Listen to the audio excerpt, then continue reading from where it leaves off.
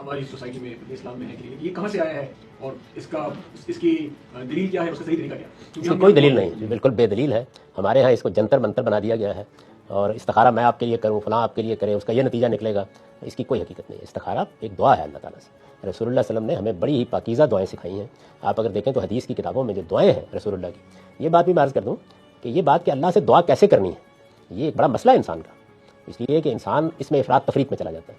تو پوری کی پوری کتاب زبور یہ مناجات اور دعاؤں کا مجموعہ ہے، یعنی اللہ کی سکھائی ہوئی دعائیں نازل کی انہوں نے کہ مجھ سے ایسے مانگا جاتا ہے.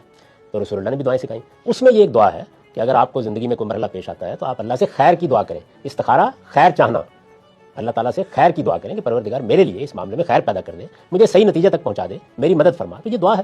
تو جس طرح باقی دعائیں ہیں ایسی ہی دعا ہے، ضرور کرنی چاہیے، صبح شام کرنی چاہیے. لیکن ہمارے ہاں تو اس کو ایسی صورت دے دی گئی ہے یا وہ ٹیلی فون پر بھی ہو رہا ہے، ٹیلی ویژن پر بھی بیٹھ کر ایک صاحب استخارہ فرما رہا ہے. یہ ہو رہا ہے کہ لوگ اس سے پورا ارادہ بدل دیتے ہیں. کوئی رشتہ کسی کا آیا، استخارہ کیا، خواب نہیں آیا تو استخارہ. یہ تو تمام پرستی تک چلا گیا. اس کے نتیجے میں جو اللہ تعالیٰ نے علم عقل دیا ہے انسان کو، معطل ہو کے رہ جاتا ہے.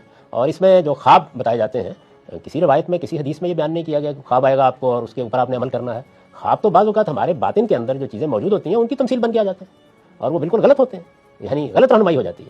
اس طرح کی چیزوں پہ التفات نہیں کہ اللہ کے حضور میں دعا ہے.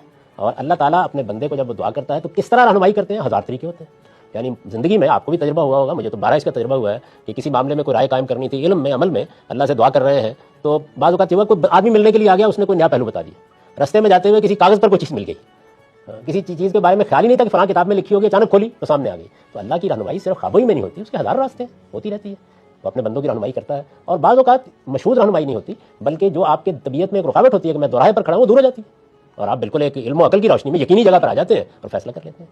تو جس صورت میں ہمارے ہاں استخارہ ہو رہا ہے یہ تو بالکل ہی بے بنیاد چیز، کوئی حقیقت نہیں اس کی. اور یہ دعا کس کو کرنی چاہیے؟ بھائی اس کو کرنی چاہیے جس کو مسئلہ درپیش ہے. یہ کوئی دوسرا کیوں کرے آپ کے لیے؟